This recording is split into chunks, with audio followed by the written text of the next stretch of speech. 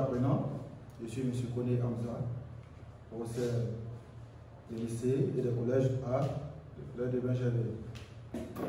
Aujourd'hui, nous allons travailler sur une notion qui fait vraiment mouche dans les débats philosophiques en dissertation. Il s'agit de la notion de la technique. Vous savez, aujourd'hui, quand nous parlons de grande puissance, il s'agit de leur niveau de technique. Alors, ce sujet est très très important sur la dissertation. Alors, il y a une dissertation philosophique.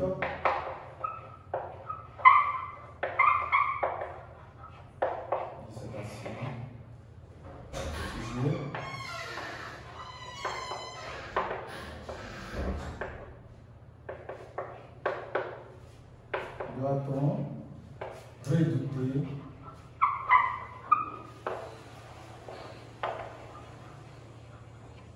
le sort de la technique? Alors, les séries concernées sont la série A, la série B et la série C. Alors, je rencontre un tel sujet relatif à l'histoire technique. Alors, selon la méthodologie, il faut nécessairement passer par une phase préparatoire qui se fera au brouillon. Nous allons alors faire ce qu'on appelle la compréhension du sujet. Compréhension du sujet.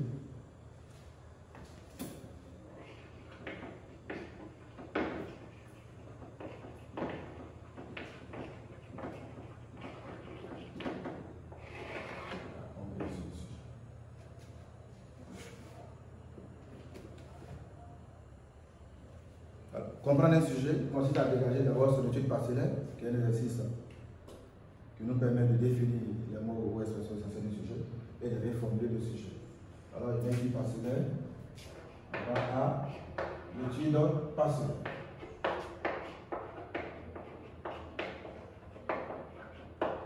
Alors, ici, nous avons d'abord, doit-on redouter et l'essor technique? Doit-on. Alors, ici, je viens, toujours brillant, je mets doit-on. Doit-on, qu'est-ce que ça veut dire ici? Doit-on veut dire faut-il? Faut-il? Doit-on le devoir? Donc, devons-nous?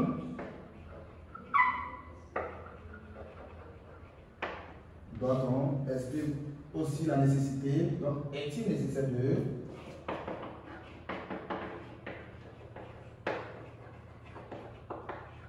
Voilà. Alors, nous allons chercher le sens contextuel maintenant du mot redouter. Redouter. On dit ici craindre. Craindre. Se méfier de.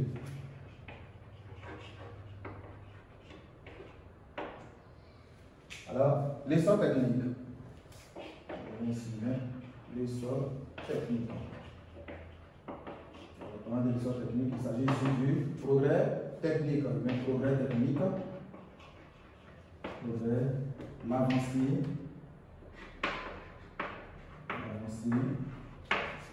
les prouesses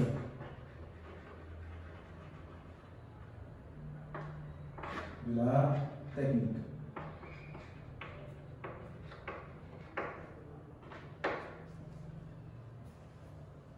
Alors, on peut définir même la technique. C'est quoi la technique? Alors, je mets technique. Je vais mettre également la définition.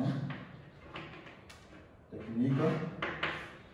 Du mot grec technique, technique signifie fabriquer, produire. Alors, la technique, c'est défini en un mot comme l'ensemble des productions, l'ensemble des méthodes ou des productions scientifiques. Ça va? Donc, dans la définition de la technique, nous avons science. C'est pourquoi ces deux notions sont indissociables. On ne peut pas parler de technique sans parler de science. Là, on parle de progrès, techno-science. Donc, notre tableau technique, c'est l'ensemble des procédés scientifiques de production.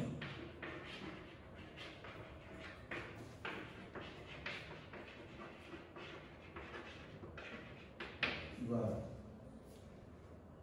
Nous allons reformuler le sujet. Reformulation du sujet. Reformuler le sujet. On revient ici. La reformulation. Doit-on? Alors on a mis faut-il, devons-nous, est-il nécessaire? Alors, reformulation. Est-il nécessaire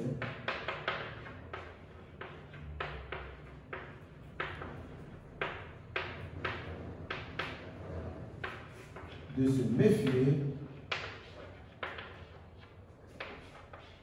du progrès technique, du progrès des technosciences.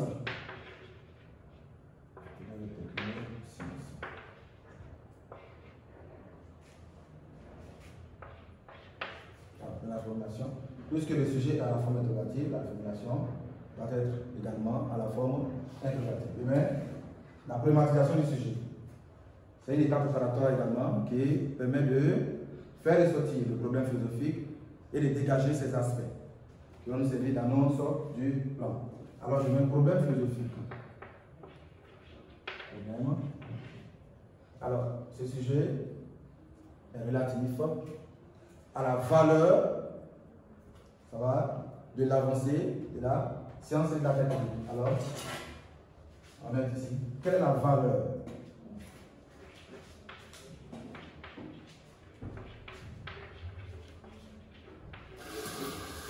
Quelle est la valeur?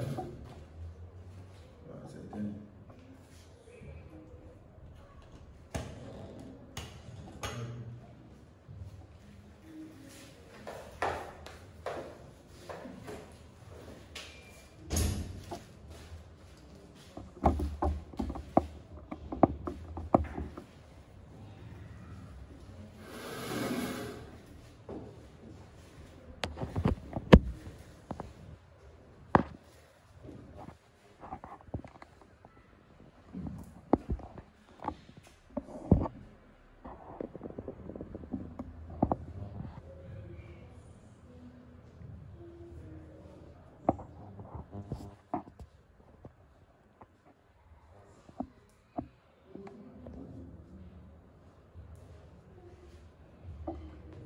Continuer.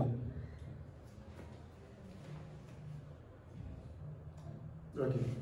Dans la formulation, nous avons dit, est-il nécessaire de se méfier du progrès des technosciences?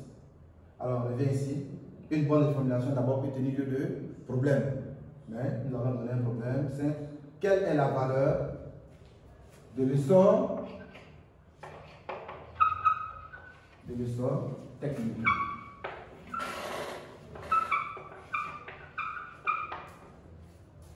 Voilà. On va effacer ici, ce que j'avais déjà écrit. L'étude partielle. Voilà les aspects. Alors, je mets aspect 1, on ne se fatigue pas, on met simplement en quoi, dans quelle mesure, et on copie carrément le sujet. Alors, je mets ici en quoi.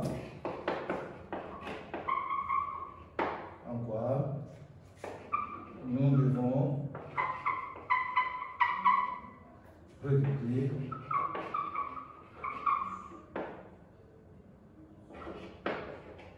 l'avancée de la science et la technique.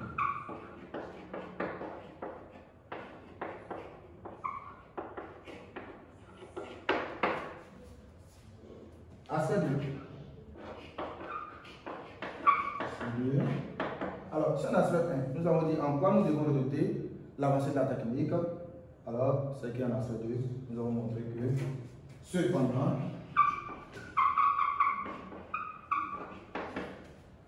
l'essor technique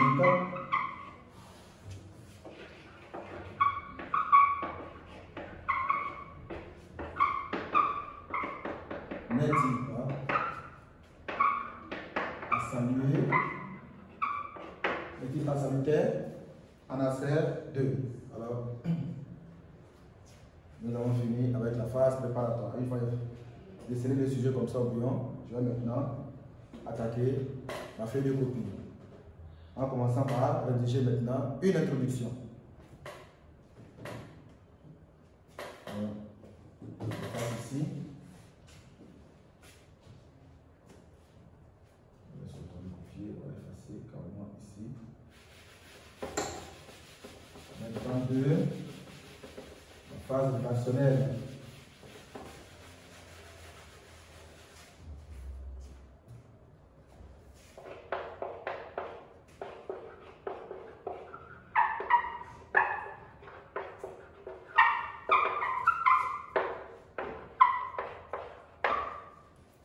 Alors, le code de la citation est composé de trois grandes parties.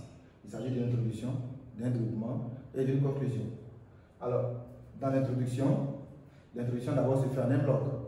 On marque la lumière pour commencer et jusqu'à la fin. À ce niveau, quels sont les éléments que nous devons voir? Nous devons nécessairement une généralité, un paradoxe, un problème philosophique et ses aspects. Alors, je mets introduction.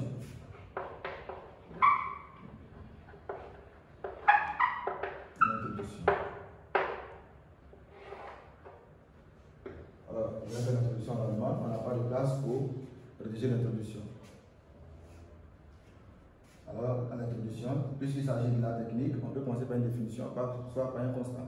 Alors, au niveau du constat, alors, toute activité humaine consiste à obtenir le bonheur. En cela, l'homme est doté de conscience, trouve plusieurs moyens, y compris l'essor de la science et de la technique.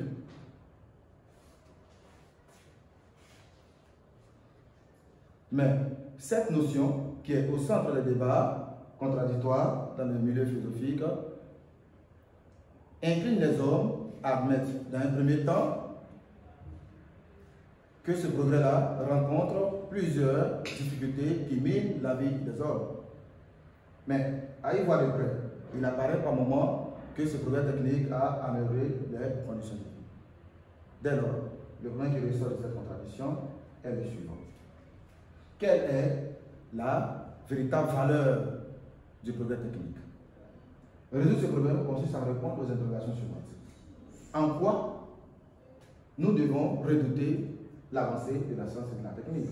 Cependant, l'essor technique n'est-il pas salutaire, n'est-il pas à saluer? Alors, dans l'introduction, vous allez voir que j'ai commencé par une généralité, par un constat. Alors qu'on pourrait passer par simplement la définition.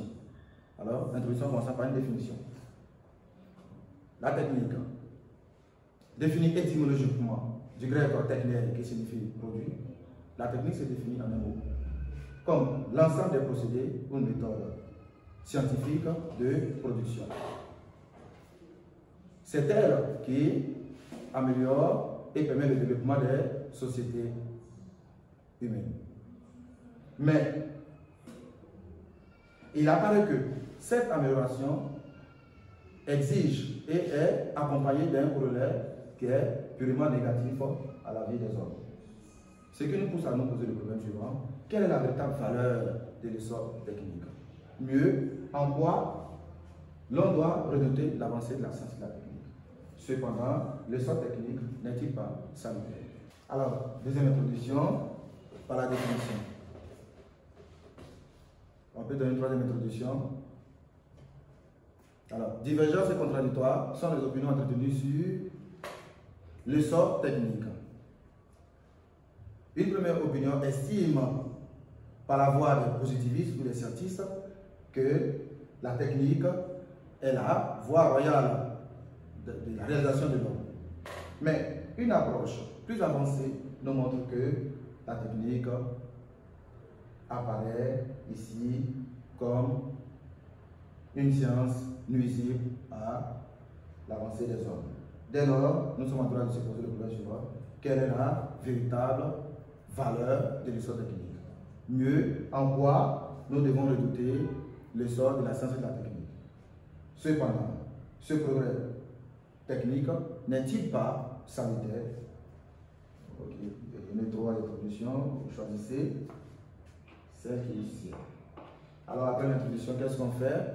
On saute carrément 2 lignes, on vient commencer le développement. Alors je vais passer d'abord au brouillon pour aller faire le corps même du développement. Au niveau des as, arguments, illustrations. Alors, comme nous sommes d'abord, je m'appuie sur la série A, nous sommes en A, il faut nécessairement 3 arguments, 3 auteurs dans chaque partie. Au niveau des séries D, 2 arguments, 2 auteurs. Alors, on va faire ça ensemble. On va effacer ici. Petite passerelle.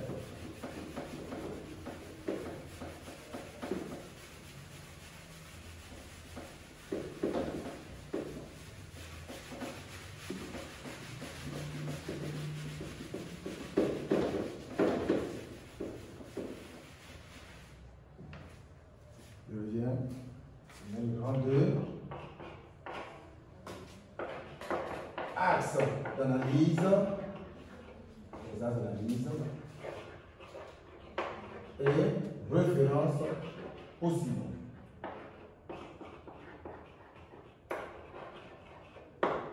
Ok. Alors, en axe 1,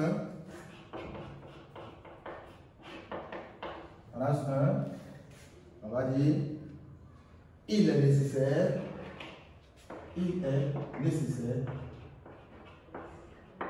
de craindre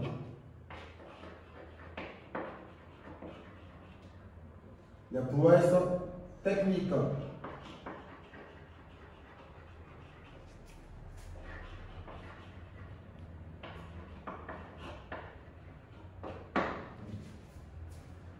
cherchons les arguments. Alors, argument 1. Pourquoi il est nécessaire? Pourquoi c'est un devoir de craindre l'essor de la science et de la technique? Alors, c'est parce que, simplement, nous avons les 3 arguments. Argument 1, je mets ici, le nécessaire. Argument 1, ces progrès techniques ont engendré la dégradation de l'environnement. Aujourd'hui, les voitures créées, les usines, les voitures dégagent ce qu'on appelle les gaz d'échappement qui polluent l'air. Aujourd'hui, nous avons la pollution de l'air, les changements climatiques, tout ça sont les résultats des sauts de ligne. L'introduction se fait en un bloc. Je commence, je marque la lumière d'abord. Après l'introduction, je reprends mon brouillon pour aller chercher mes références et mes arguments. Donc, je prends mon brouillon et puis je mets axe d'analyse et référence possible. Alors, je mets as 1. L'as 1, c'est le sujet lui-même. Alors, l'as 1, je mets il est nécessaire de craindre les prouesses techniques. Mais pourquoi il est nécessaire de craindre les prouesses techniques? Alors, nous allons montrer cela dans les arguments. Argument 1. Argument 1, nous devons craindre les prouesses techniques car l'essor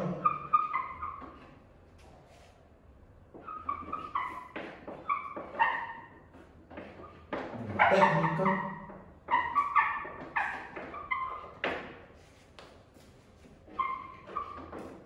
est la cause de la dégradation de l'environnement, la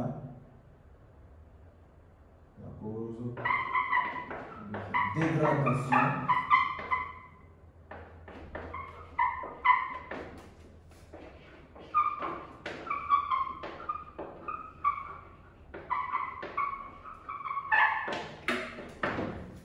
de l'environnement. Ce qui implique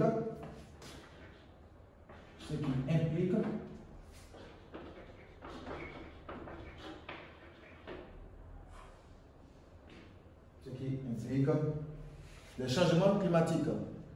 Les changements climatiques et la pollution aussi de l'air. Les usines aujourd'hui créées, chaque moment, déversent les gaz d'échappement dans l'air. Or, les hommes ne font que respirer également, ce qui peut décimer l'humanité par la création de nouvelles maladies. Alors, ce qui implique la pollution de l'air.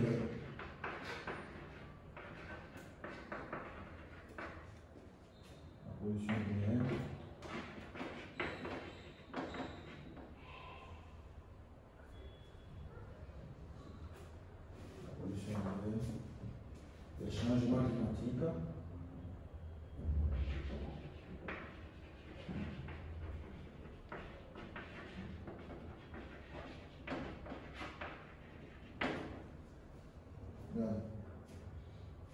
référence, nous allons soutenir notre argument par un auteur. Donc, je vais ici, référence.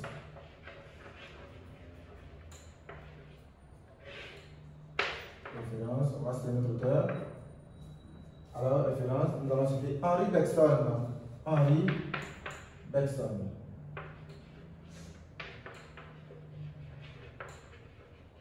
C'est les deux sources de la morale et de la religion. Dans les deux sources de la morale et de la religion.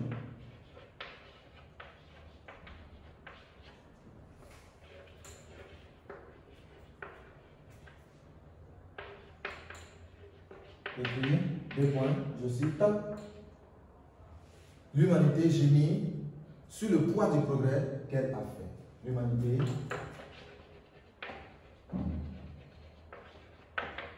gémit sous le poids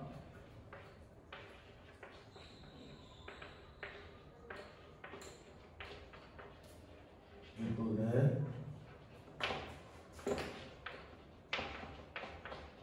qu'elle a fait. Félicitations. L'humanité, j'ai mis sur le poids du progrès qu'elle a fait. Henry Bexton, les deux sources de la morale et de la religion, on souligne toujours l'œuvre. Les deux sources de la morale et de la religion. Ok. Alors, nous allons procéder à l'argument 2. Donc, je vais effacer ici. Alors, argument 2.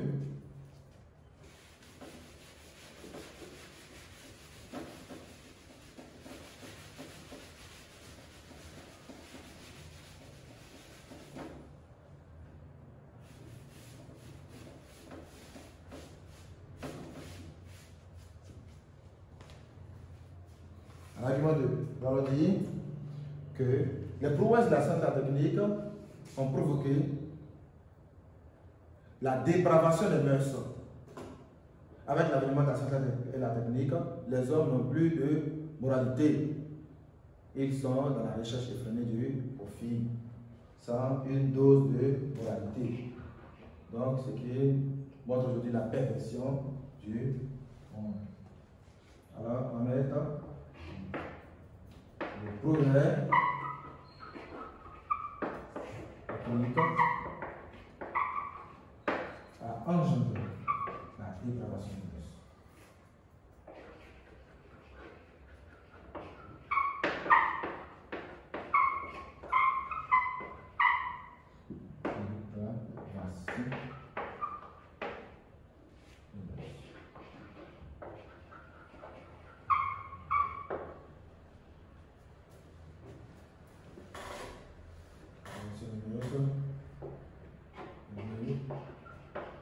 Avec la perversion.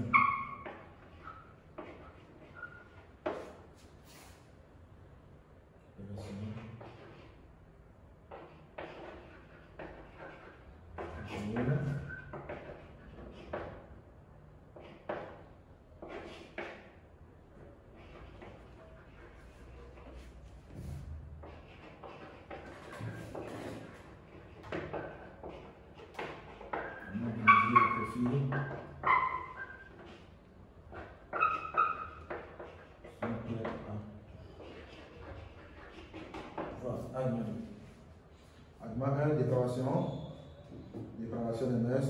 Argument 2, dégradation de l'environnement. Alors, référence, on va l'effacer ici. Référence. On va illustrer avec Albert Einstein dans son livre Correspondance.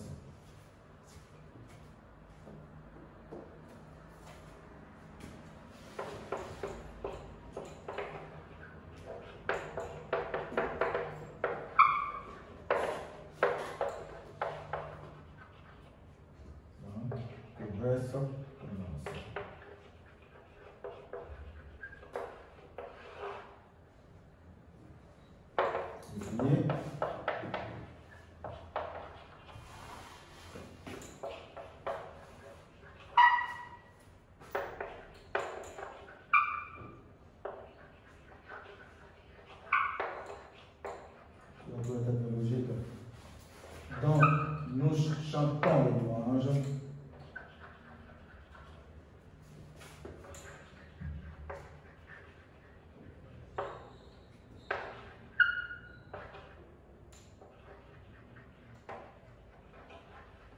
Et comme une hache dans la main d'un criminel.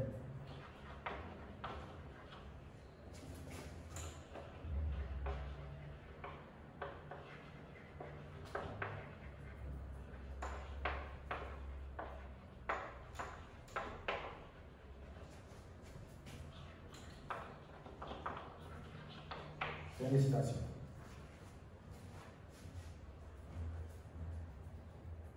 En argument 1, nous avons cité, dans le problème de la dégradation de l'environnement et les changements climatiques, dont les progrès techniques sont à l'origine. Nous avons vu ici également que les progrès techniques ont engendré la dépravation des mœurs. Alors, argument 3, nous allons terminer cette première partie.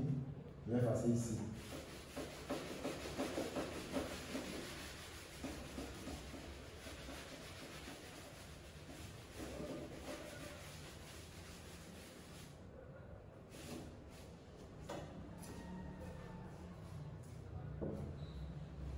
Argument 3.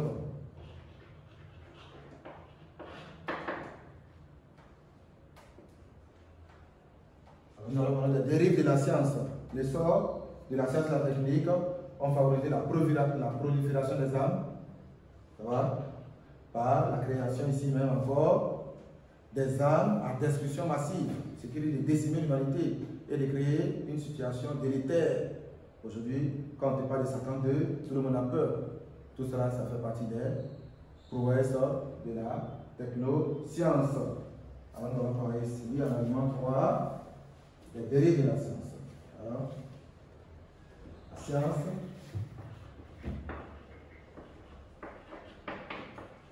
et la technique.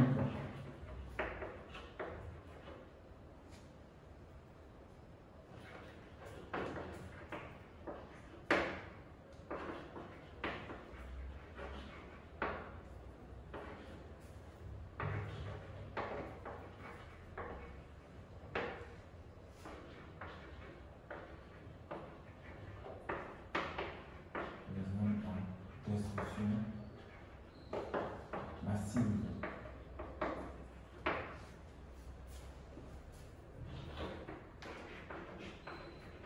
Ce qui met l'humanité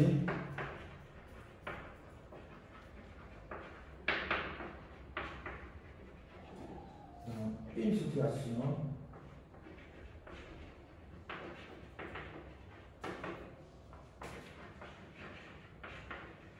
délétère et d'insécurité.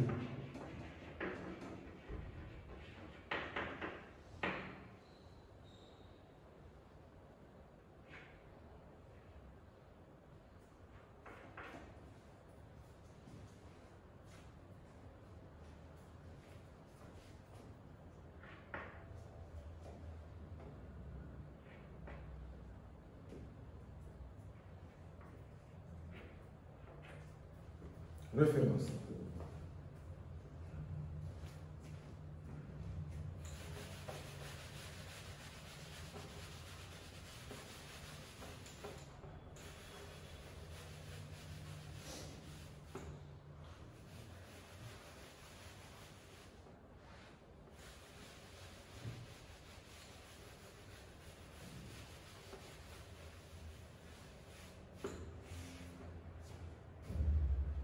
Rousseau, Jean-Jacques.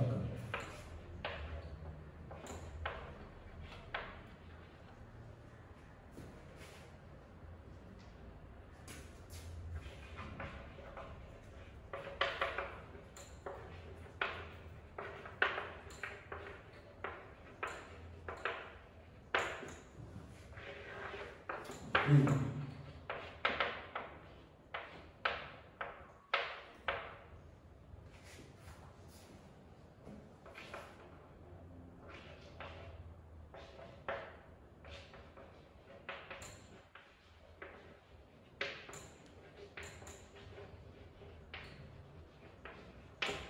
déclaration de 1 et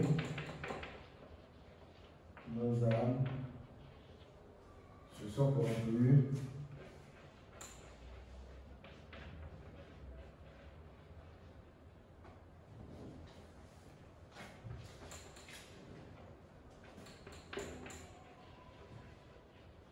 à mesure que nos sciences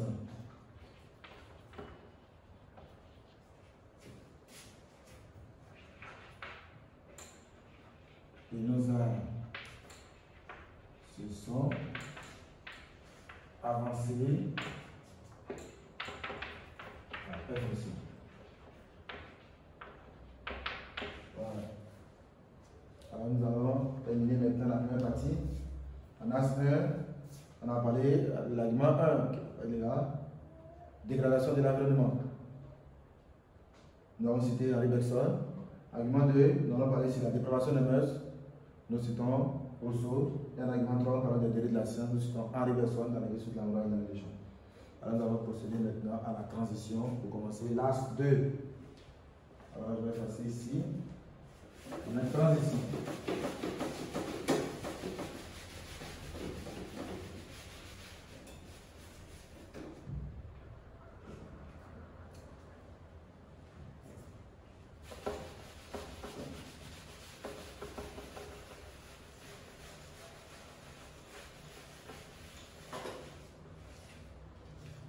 Comment faire une transition et dissertation? Il faut d'abord faire une conclusion partielle de l'as 1 et d'annoncer l'as 2 sous une interrogation, sous une phrase, sous forme de phrase interrogative. C'est-à-dire, d'abord ici, en as 1, nous allons montrer qu'il est nécessaire de craindre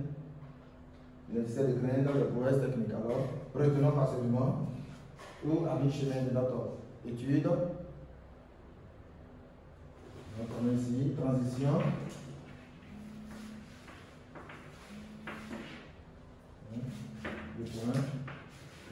Retenons partiellement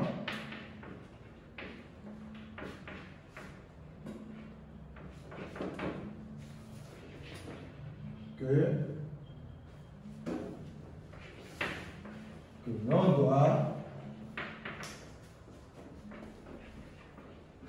l'on doit se méfier de leçons techniques.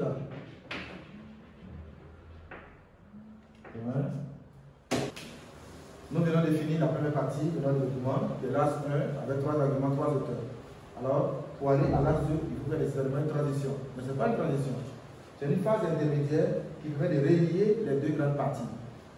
Alors, pour faire une transition, il faut faire d'abord une conclusion partielle de la première partie et d'annoncer l'as 2 sous forme d'une phrase interrogative. Alors, je fais la conclusion partielle comme ça. Retenons partiellement que l'on doit se méfier de l'essor technique.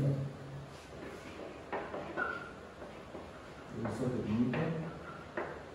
Point, un modèle de position. Mais cette approche là, cette approche est-elle absolue?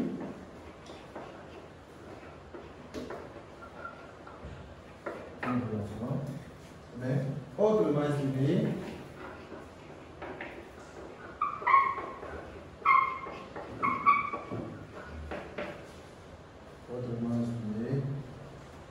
le progrès technique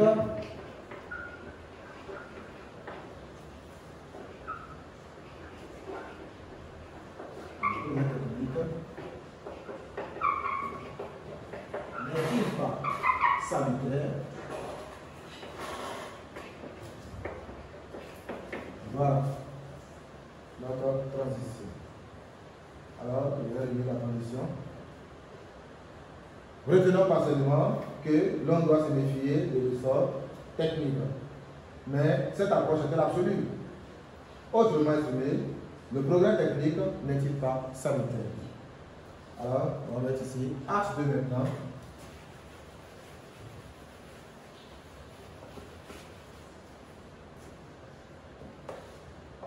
H2,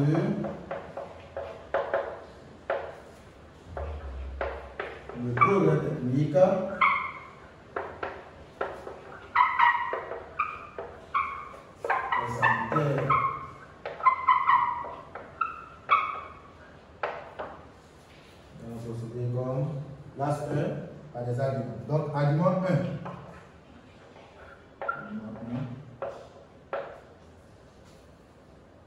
Pourquoi le progrès technique et sanitaire? Parce qu'avec le progrès technique, nous assistons à une amélioration de vie, une amélioration des conditions de vie matérielles des hommes. Alors, à la différence des hommes d'hier, des préhistoriques, qui marchaient des kilomètres, aujourd'hui nous avons des moyens de transport qui facilitent le transport. Nous avons l'allègement des tâches des hommes. Même à la maison, maman pilait le photo avec le truc aujourd'hui, mais dans les machines, dans les mixeurs, tout ceci montre que, effectivement, le progrès technique a amélioré les conditions de vie matérielles des hommes. Donc, je vais mettre en allemand amélioration de vie, amélioration des conditions de vie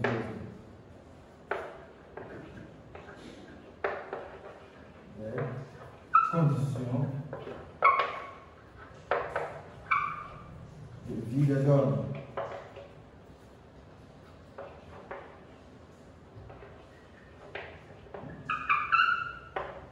Par la régime.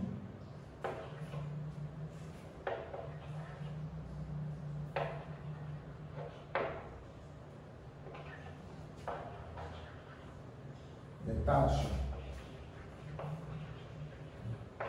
des hommes.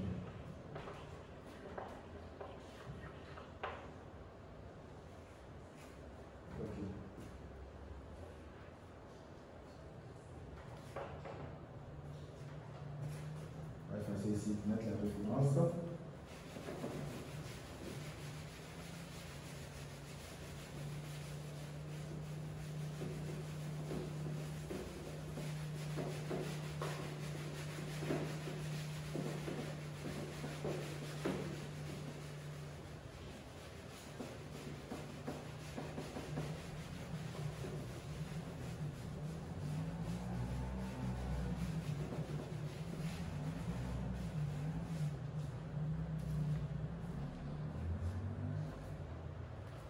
Référence.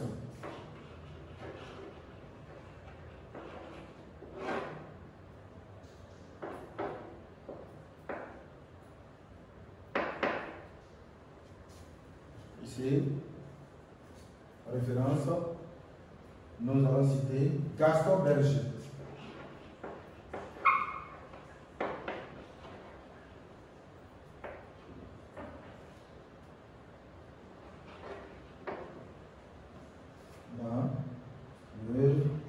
Les recherches sur les conditions du bonheur.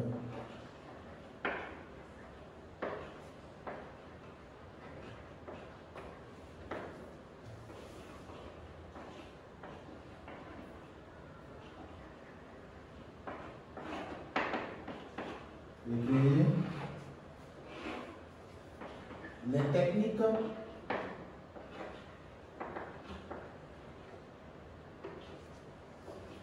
sont faites pour l'homme et l'homme pour le bonheur.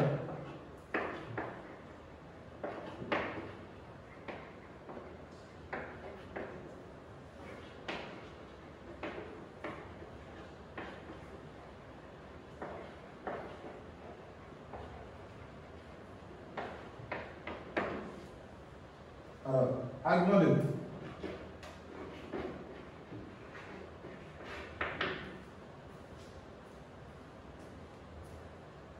Argument 2, comment montrer que le progrès technique et sanitaire vont être bénéfiques pour les hommes. Nous allons dire ici, le progrès technique a permis le passage de l'état de nature à l'état civil par la création de la société. Au départ, l'homme vivait comme un barbare, un sauvage. Il vivait dans son état de nature, dans l'état grégaire, dans l'état primitif. Mais c'est grâce à l'essor de la technique que l'homme, par les contrats, a décidé d'améliorer ce genre de conditions-là pour devenir aujourd'hui dans un état plus développé, un état où la science domine au nom des positivistes. Alors, le passage graduel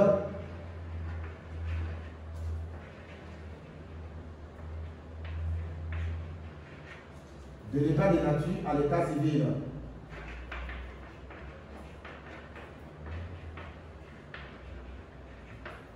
De nature à l'état civil. l'homme ne peut être soumis aux intempéries de la nature. Grâce à la science et à la technique, il a obtenu des connaissances qui vont lui permettre de dompter, de maîtriser les lois de la nature, de dompter même la nature et de devenir comme le veut devenir Descartes dans le discours de la méthode, maître et possesseur de la nature. Passage de l'état de nature à l'état civil.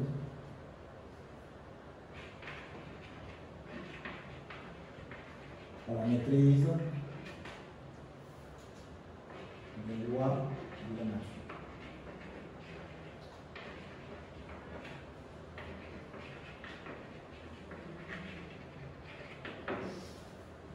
Alors, on va citer référence ici.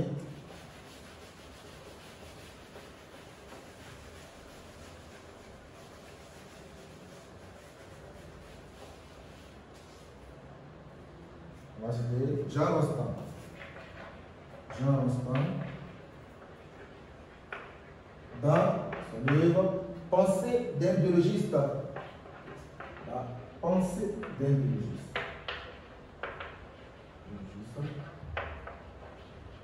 On se réunit, on se réunit, écrit.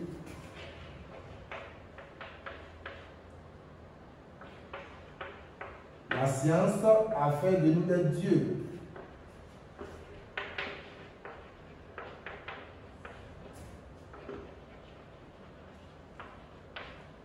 Fin de citation.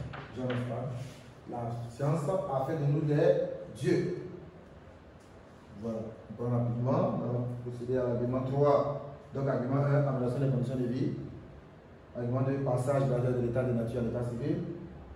À la connaissance des lois de la nature, qui permet aux hommes de ne plus être soumis aux intempéries de la nature, même à la maîtriser et à devenir maître et possesseur de la nature. Alors, argument 3, on va passer ici.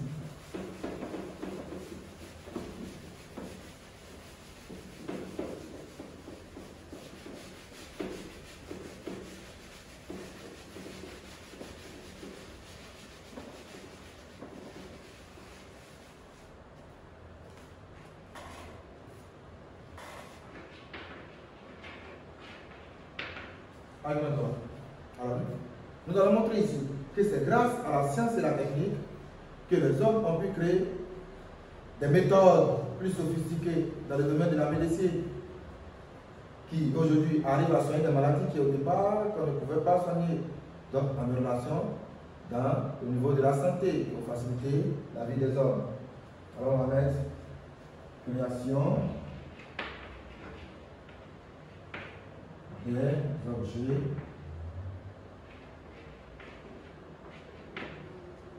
techniques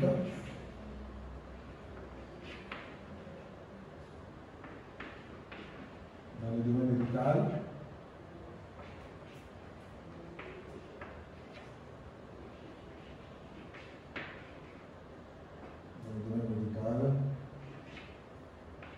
par la découverte des méthodes de plus en plus sophistiquées,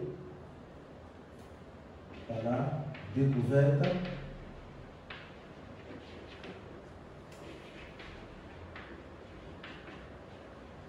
des méthodes de plus en plus sophistiquées.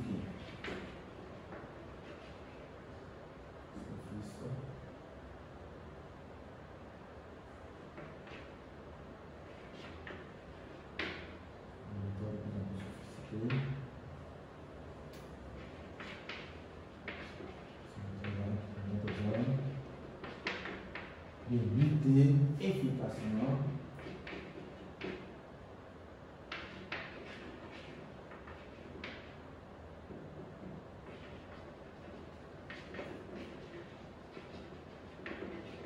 contre des maladies.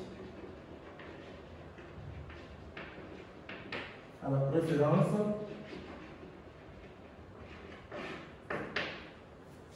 Alors, il sera quel auteur? On va effacer ici.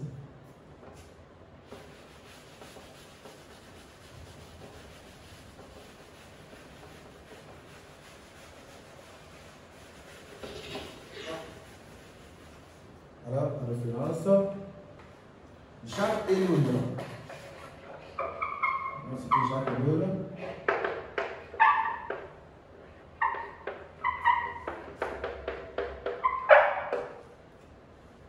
Dans l'œuvre, la technique ou l'enjeu du siècle.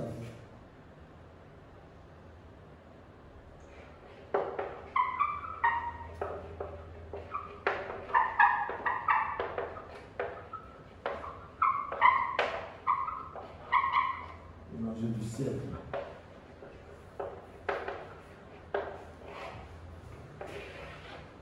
Écrit. La technique est le nouveau Dieu qui sauve. Simplement, la technique est le nouveau Dieu qui sauve.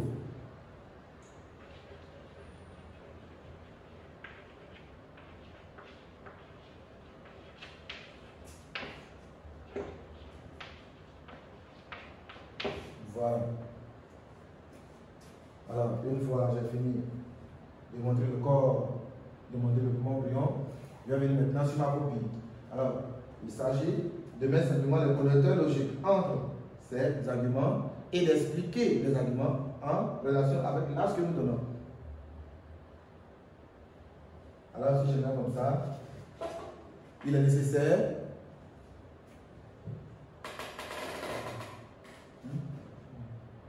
il reste 1 minute. D'accord. Je vais maintenant sur ma feuille de copie, je mets mon axe en marquant la linéaire. Donc, dans l'axe 1, on a montré que le sol technique est à craindre dans la mesure où elle a permis la dégradation de l'environnement, ce qui a suscité la pollution de l'air, tous ces effets qui sont vraiment négatifs pour la santé des hommes et nuit ainsi à l'humanité. Cette idée est partagée par, et ensuite, Henri Bergson, dans les deux de la morale et de la religion, lorsqu'il écrit que l'humanité gémit sur le poids du progrès qu'elle a fait. Par là, l'auteur veut montrer ici que ce progrès technique est nuisible pour les hommes, car du point de vue philosophique, ce progrès-là apparaît comme un danger, une menace même pour l'humanité. Nous pouvons ajouter, on continue comme ça au procédé, nous pouvons ajouter que le progrès technique, encore dans le domaine moral, a créé la dépravation des mœurs jusqu'à la transition. Lorsque j'arrive là, je vais coller ma transition à mon as 1. Mais je dois mettre une différence, c'est-à-dire en marquant la ligne pour montrer au correcteur que j'ai fait. Ici, j'ai fini de faire mon as 1. Alors, je vais coller la transition à l'as 1. Mais une fois j'ai fini la transition, je dois sauter une ligne dans le développement. Et je reviens présenter l'as 2. Et je continue comme ça. Alors les arguments doivent être de plus en plus explicites. Et vous devez expliquer également les connecteurs, vous devez expliquer également les auteurs des pensées. Voilà. On finit le développement, vous sautez 2 lignes, vous venez à la conclusion. Donc nous allons procéder maintenant à la conclusion. Je mets conclusion. On va faire tout ça.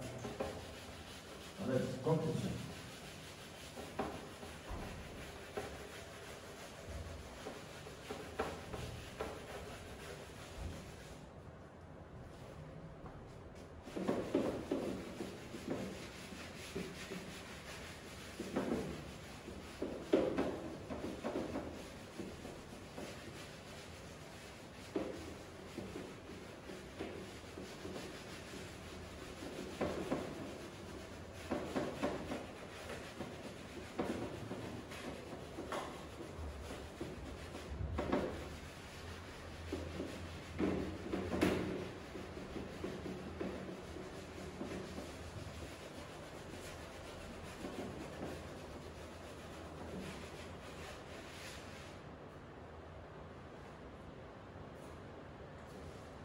Alors, conclusion.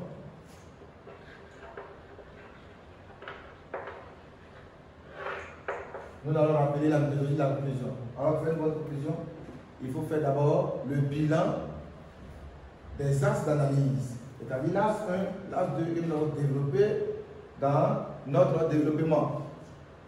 Alors, c'est ça ce que nous allons développer. Là, nous allons faire le bilan de ces as et nous allons donner notre point de vue pour notre part et une ouverture si possible. Alors, conclusion, on dira, au terme de notre analyse, nous retenons deux idées antithétiques. Une première qui estime que le sort technique est à redouter et une seconde qui montre à posteriori que ce progrès technique est bénéfique, voire même salutaire pour les hommes. Alors, pour notre part, donnons notre point de vue maintenant, pour notre part, le progrès technique est bénéfique pour l'homme. Alors, si vous voulez, vous pouvez donner une ouverture. Tout compte fait, l'individuation est notée sur 2 points selon le barème. Donc, mieux vaut s'abstenir de faire l'ouverture. Parce que si vous ratez, vous allez chercher les points. Et si c'est bien fait, c'est toujours sur les 2 points. Alors, je préfère m'arrêter là. Alors, nous allons terminer pour aujourd'hui. Notre prochaine séance, nous allons voir un autre sujet qui fait vraiment rouge également. Alors, bonne soirée à tous. C'était le secondaire.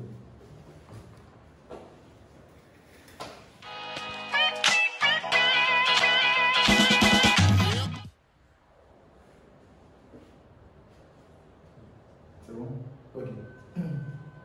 Salut, cher apprenant. Je suis M. Kone Hamza, professeur de lycée et de collège de Benjamin. Toujours dans le cadre des préparations des examens à grand tirage, non précisément bac. Aujourd'hui, nous allons voir un test philosophique à travers notre activité que vous connaissez bien, le commentaire de test philosophique. Donc, on va mettre ici le commentaire de test philosophique.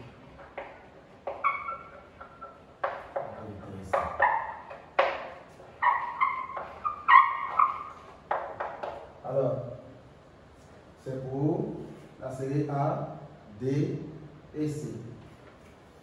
Donc, le test est de quel auteur? Je prends mon test, je vérifie ici. Alors, il s'agit d'un test de David Hume.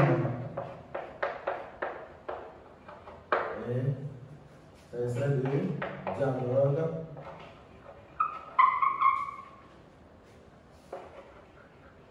sur la religion naturelle.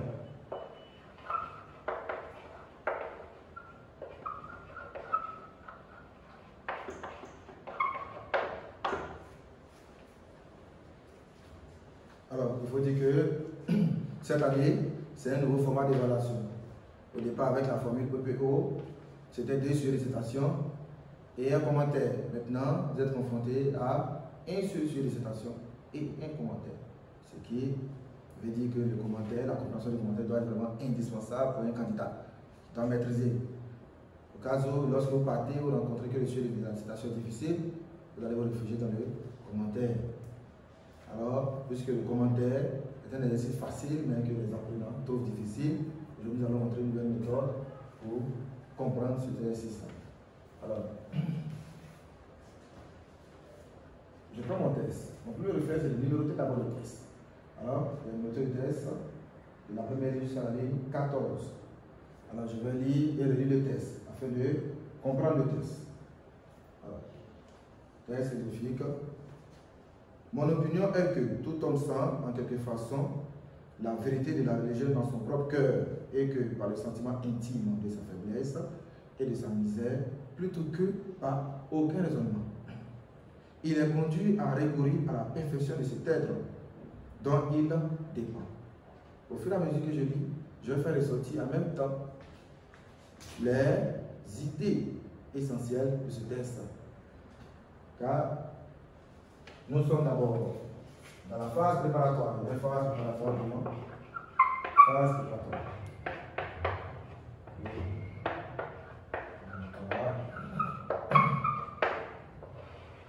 Après notation, après lecture, nous allons maintenant maîtriser le sens. Donc, maîtrise du sens du test.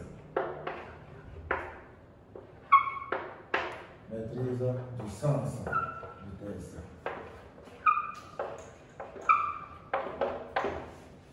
Voilà. Alors, la maîtrise du sens consiste à faire quoi? À recenser les connoteurs logiques principaux du texte qui vont nous permettre de comprendre l'argumentation de l'auteur. À l'essentiel également, les idées indispensables, même idées essentielles du sujet dans les différents arguments, ici dans les grandes parties de ce texte. Alors, je mets ici mes licences. Quels sont les termes ou expressions essentielles ici? Mon opinion est que tout homme, en quelque façon, sent la vérité de la religion dans son propre cœur. Je vais souligner la vérité de la religion. Et que le sentiment intime de sa faiblesse et de sa misère, plutôt que par aucun raisonnement. Alors, je souligne, sentiment intime de sa misère et de sa faiblesse. Il est recouru à la perfection de cet être-là, je souligne cet être, dont il dépend ainsi que toute la nature. Point. Les plus brillantes scènes de la vie sont obscurcies par les nuages de temps d'inquiétude et la nuit, que l'avenir est toujours objet de nos craintes et de nos espérances. Donc, je vais souligner ici, sont obscurcis par les nuages de temps d'inquiétude et la nuit, que l'avenir est toujours objet de nos craintes et de nos espérances. Nous regardons devant nous et tâchons, à force de prière, d'hommage, de sacrifice, d'apaiser ces puissances inconnues que nous savons par expérience. Être si fort en état de nous accabler, pauvres créatures que nous sommes, et celui pauvres créatures que nous sommes, quelles ressources aurions-nous au milieu des mots innombrables de la vie si la religion ne nous fournissait quelques moyens expiatoires? La religion nous fournit quelques moyens expiatoires, et les calmer cette erreur qui nous trouble et que nous tournons sans cesse. Il nous dit ici, si la religion ne nous fournissait quelques moyens expiatoires qui nous calmaient cette erreur qui nous trouble et que nous tournons sans cesse. David Hume, extrait de dialogue sur la religion naturelle.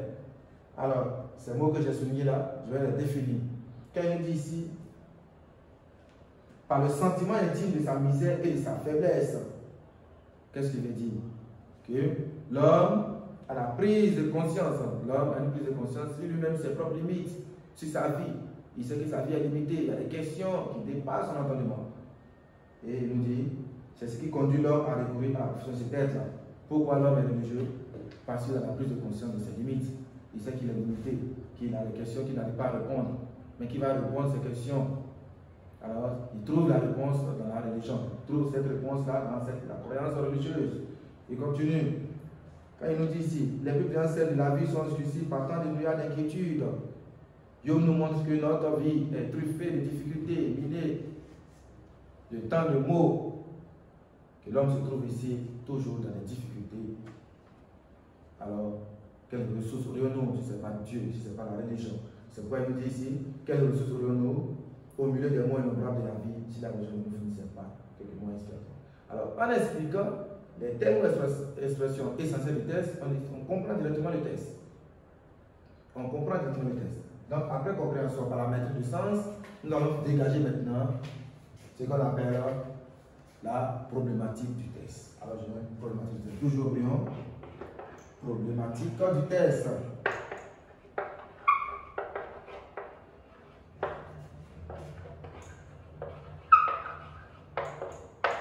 Alors, c'est quoi la problématique d'un test?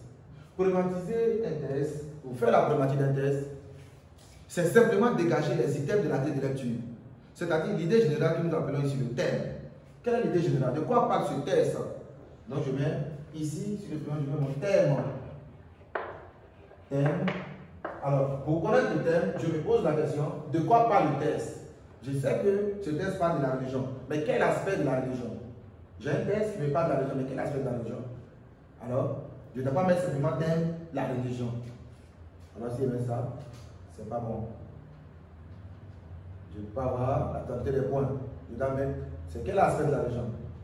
Alors, ici, il s'agit de montrer le rôle de la religion dans la vie des hommes. Le rôle de la religion. Je mets thème, le rôle de la religion. Le rôle de la religion. Le rôle de la croyance en Dieu, tout ça, c'est pareil. Alors, une fois j'ai pu saisir le thème, c'est qu'il y a tous les éléments de la vie de lecture. Car après le thème, je vais mettre le problème. Mais comment poser un problème? C'est simple. C'est mon thème, le thème que j'ai fait ressortir ici en BD, que je mets à la forme interrogative. C'est ce thème-là qui devient ici mon problème. Alors, c'est dit, le rôle de la religion, je vais mettre simplement problème. Quel rôle joue la religion dans la vie des hommes?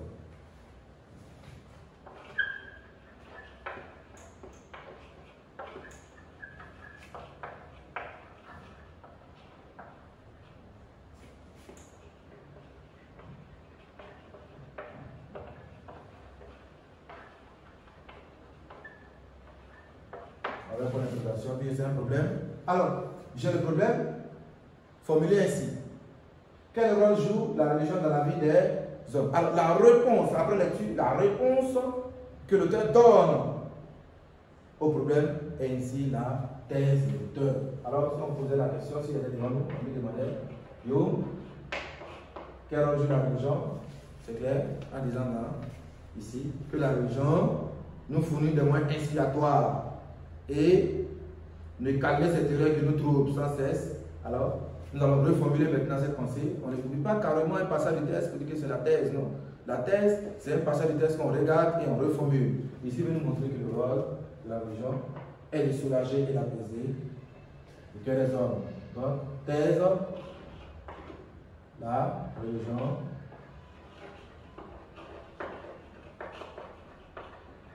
permet d'apaiser et de soulager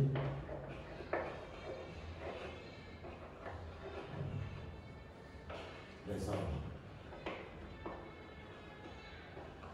Alors, j'ai la thèse. Il me faut maintenant comme élément de la grille de lecture l'antithèse. Alors, l'antithèse ici, c'est le contraire à la thèse. Alors, en montrant que la religion permet d'apaiser et de soulager, c'est de montrer que la religion est bénéfique. C'est de montrer que la religion est salutaire. Alors, dans l'antithèse, je vais montrer le contraire de cela. Je vais dire que la religion est nuisible même pour l'homme. Donc, dans l'antithèse, la religion est nuisible.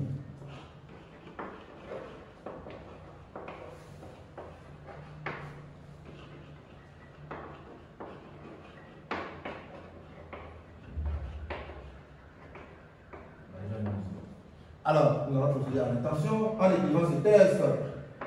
Qu'est-ce que l'auteur veut montrer? C'est ça l'intention. L'intention, c'est l'objectif immédiat de l'auteur. Ce qu'il veut montrer en écrivant ce texte. Qu'est-ce qu'il veut montrer? Il veut montrer l'importance de la religion. Alors, je mets l'importance de la religion. C'est ce qu'il veut montrer ici. La religion est très importante. L'importance de la religion.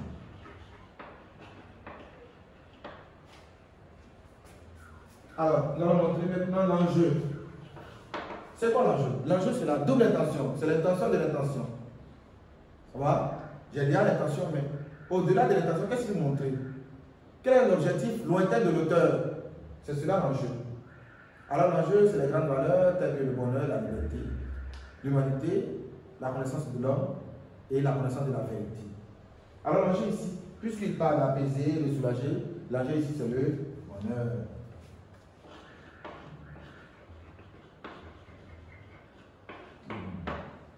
Alors, après l'enjeu, quel élément il va faire ressortir au lion? C'est la structure logique. La structure logique.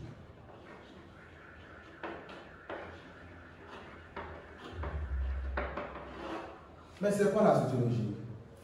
Alors, structurer un test, c'est diviser ce test en des différents mouvements en suivant scrupuleusement l'argumentation de l'auteur. Alors, on peut faire la structure logique à travers les connoteurs logiques principaux. Mais par moment, nous rapportons des tests où il n'y a pas de connotateur logique même. Alors qu'est-ce qu'on doit faire? On doit suivre simplement l'argumentation de l'auteur. Il va commencer avec une idée et arriver quelque part, il va changer d'idée. Tel qu'ici, quand il nous dit, mon opinion est que tout homme sent de façon la vérité de la religion dans son propre cœur, et par le sentiment intime de sa faiblesse et sa misère, et par aucun homme. Ça veut dire quoi? L'homme a déjà le sentiment religieux en lui. C'est intimement lié. Par la prise de conscience de sa faiblesse et ses limites, et non par aucun événement. X ou Y, un citoyen lambda ne viendra pas me dire, il faut croire en Dieu parce que 2 plus 2 est égal à 4. Non, moi je crois en Dieu parce que c'est lié, ça vient de mon propre cœur. Mais il vient encore ici. Donc il dépend ici que toute la nature. Il vient mettre les plus brillantes scènes de la vie sont obscurcies. On voit clairement qu'il change d'idée. Il ne parle plus de l'origine mystique des fondements de la religion. Il cherche à montrer que la religion même est intimement liée à l'homme et montrer que la religion même est dans le cœur de l'homme. Il parle maintenant de la vie des hommes. Il dit les plus brillantes scènes de la vie sont obscurcies par les nuages, le temps d'inquiétude et l'ennui. Que l'avenir est toujours objet de nos craintes. On craint toujours demain. On se dit, est-ce que demain, pour un candidat, est-ce que demain je me bac? Et est-ce que demain? Demain est toujours objet de nos craintes. C'est ce qui nous pousse à recourir au divin. C'est cela la vie nous montre ici. Donc du coup, à partir de les plus brillantes scènes de la vie, je vois clairement que l'auteur a changé d'idée. C'est qu'il a changé de mouvement. Donc il met mouvement entre parenthèses. L1 à L5, c'est-à-dire la première ligne à L5, j'ouvre et je mets maintenant, je mets mon opinion. Je mets la point de suspension, je mets jusqu'à toute la nature. Alors, je donne l'idée principale de ce mouvement. Quelle est l'idée principale ici? L'auteur montre les fondements ou l'origine de la religion. Fondement ou l'origine du sentiment religieux. Pourquoi les hommes sont religieux? C'est parce que ces hommes-là ont une prise de conscience de leur faiblesse et de leur misère. Donc, je mets. Il montre ici les fondements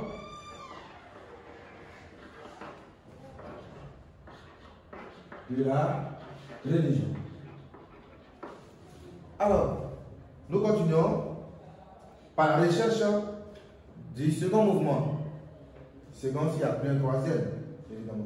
Les plus bien scènes de la vie sont suicides par les nuages, le temps d'inquiétude et d'ennui. Que l'avenir est toujours objet de nos craintes et de nos espérances. Nous regardons devant nous les tâcherons à force de prière, de marche de sacrifice, apaiser ces puissances inconnues que nous savons par expérience, puisque nous les vivons. Est-ce si fort en état de nous accabler, pauvres créatures que nous sommes, quelles ressources aurions-nous au milieu des moyens innombrables de la vie? Si la maison de nous fournissait quelques moyens expiatoires. Alors, dans le second mouvement, l'auteur expose sa thèse selon laquelle la religion confère ou produit des moyens expiatoires pour régler ou pour calmer les troubles de l'homme. Donc, ici, c'est la thèse de l'auteur. Donc, je mets L5 maintenant, jusqu'à la fin, L14. Je mets l'auteur expose sa thèse. À partir de les plus brillantes scènes. Les plus brillantes scènes jusqu'à sans cesse. Le dernier mot. Voilà ici, il est général. L'auteur expose sa thèse.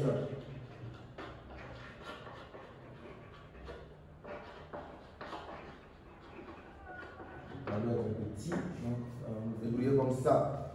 L'auteur expose sa thèse. Alors, il me reste maintenant un seul élément. Il s'agit de montrer ce qu'on appelle la démarche argumentative. Vous voyez, lorsque tu as fait tous ces éléments, c'est que tu as fini le commentaire. Parce que ce sont ces éléments qui vont constituer tout le travail. Alors, je réintègre un propos.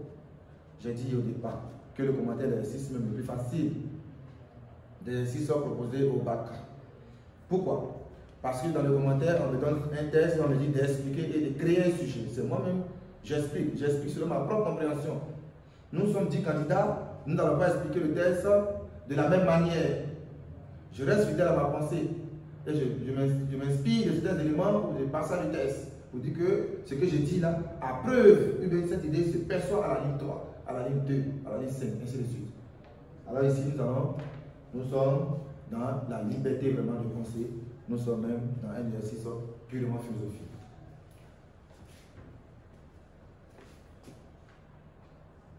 Alors je vais mettre la démarche argumentative quelque part. Ça ici.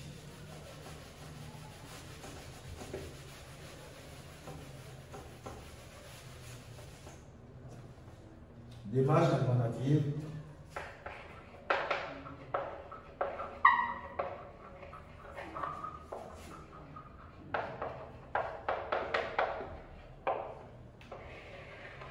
Voilà.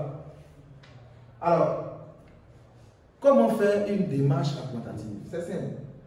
Pour faire une démarche argumentative, on s'appuie simplement sur la structure logique. Vous voyez, lorsque nous avons structuré le test, nous avons donné ici des idées dans chaque mouvement, qu'on appelait ici idée principale de chaque mouvement. Donc la première idée, c'est les fondements de la religion ou l'origine de la religion. Et la seconde idée, on a dit, l'auteur expose sa thèse selon laquelle la religion permet de soulager et d'apaiser le cœur des hommes. C'est ces idées-là que nous allons mettre dans une phrase cohérente ou des phrases cohérentes qui vont montrer comment l'auteur a procédé pour justifier sa thèse. Alors, on dira simplement, l'auteur commence à montrer que, l'auteur commence à montrer dans son premier mouvement, on met les références de la ligne 1 à la ligne 5, à partir de, l'auteur commence à montrer les fondements de la religion. Puis dans son second mouvement, on met la ligne encore, de la ligne 5 à la ligne 14, on met les références à partir de l'épée brillante 5 jusqu'à 116. Il expose ici la thèse selon laquelle la religion permet d'apaiser et de soulager les hommes. On a fini comme ça la démarche argumentative. Vous voyez comment c'est facile. Une fois que vous finissez tous ces éléments brillants, c'est que vous avez carrément réussi le commentaire. Parce que ce sont ces éléments-là qui vont constituer le corps du devoir. Alors, comme tout exercice de réflexion, il y a nécessairement une introduction, un développement et une conclusion. Alors, je vais mettre ici, on va effacer cette partie-là, puisqu'on n'a pas la place. Alors, on va effacer cette partie. On va mettre introduction.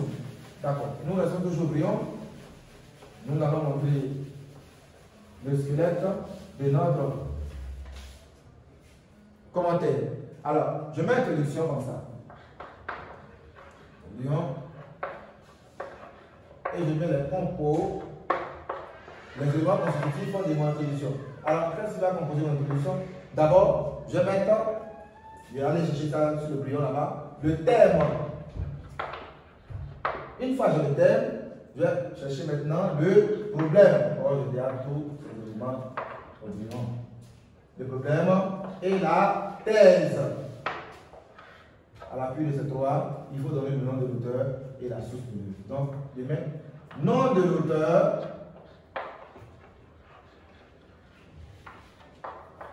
et la source de thèse.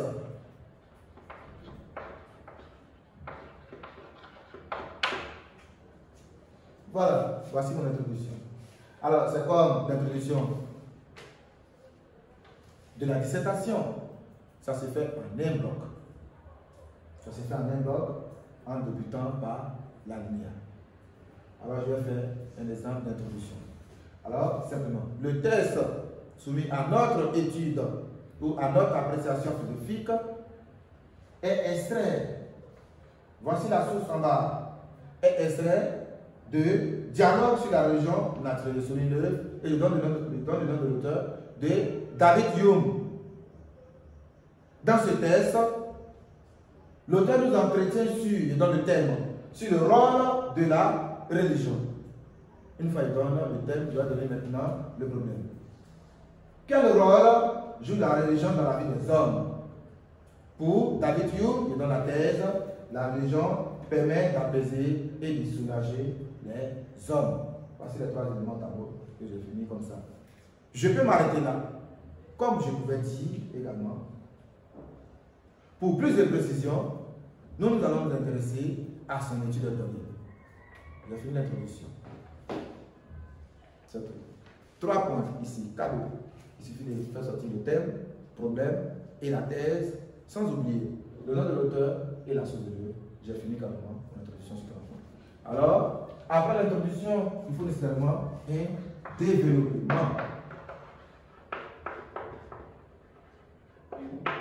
Alors, dans le développement du commentaire, il y a 2 grandes parties. Alors, nous allons nous référer simplement à la consigne. On nous dit ici, dégage l'intérêt philosophique de ce test à partir de son étude de données. C'est-à-dire, j'ai l'étude de données et à partir de l'étude de données, je dégage son intérêt philosophique. Ce qui veut dire dans le document, je dois commencer par l'étude ordonnée. Donc, le document est égal à étude ordonnée. Étude ordonnée. Puisqu'on dit déclare l'intérêt philosophique des tests à partir de son étude de données. Et je mets ici, dans la deuxième partie, l'intérêt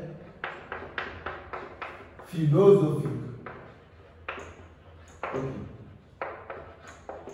Voilà. C'est ces deux grandes parties-là qui composent notre développement.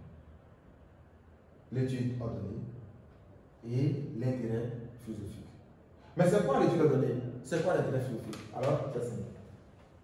L'étude ordonnée, c'est la partie purement explicative. J'ai dit au départ que le commentaire, il s'agit d'expliquer un test et de créer un sujet à partir de ce test. L'étude ordonnée, c'est la partie purement explicative. Elle s'appuie sur la structure logique que nous avons donnée ici. Nous avons divisé le test en deux mouvements. Alors nous avons expliqué les mouvements. Pourquoi nous avons donné comme titre ici les fondements de la religion? Quelles sont les expressions? Quels sont les passages qui nous ont montré qu'il s'agit de montrer l'origine de la religion? C'est cela que nous avons montré. Tu as montré au correcteur que toi, tu n'as pas inventé cette phrase-là, que c'est à partir des passages du test que tu as montré qu'il s'agit des fondements. C'est juste des preuves.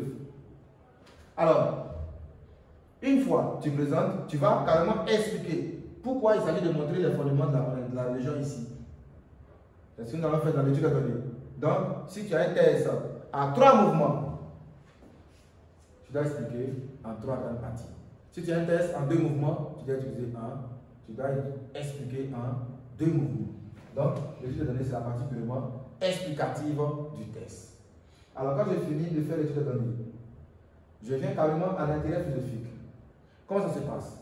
Je dois faire d'abord une transition ici et je dois sauter une ligne pour mettre la différence entre les deux grandes parties du développement. Je saute une ligne. Alors, je mets ici une ligne qui les sépare. Alors, l'intérêt philosophique, c'est la partie purement critique. Donc, nous avons 2 formes de critique. Une critique de forme et une critique de fond. Alors, la critique de forme, c'est ce qu'on appelle la critique interne. Il s'agit de mettre en rapport ici la démarche argumentative et son intention. De dire si il y a concluence, de dire si cette démarche est cohérente, de dire si cette démarche est en adéquation ou inadéquation avec son intention qui est de montrer ceci, cela. Ça, c'est la critique interne. Maintenant, lorsque nous venons dans la critique externe, là, c'est une mini-dissertation. C'est la même méthode de la dissertation philosophique qu'on applique à la différence. C'est que dans cette dissertation, on ne demande pas assez d'arguments et assez d'auteurs. On demande seulement que 2 arguments, 2 auteurs à chaque partie. Alors, une fois que vous finissez ça, c'est comme vous avez fini carrément le commentaire, les tests. Alors, parlant de la conclusion, on peut faire une conclusion attachée ou détachée. Mais la conclusion est indispensable.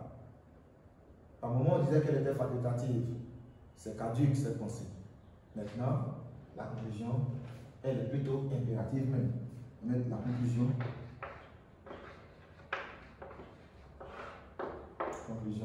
ici. On va faire comme la conclusion de la dissertation. Donc, on va faire le bilan de la critique externe. De la critique externe. Et notre point de vue personnel. Et on s'arrête là.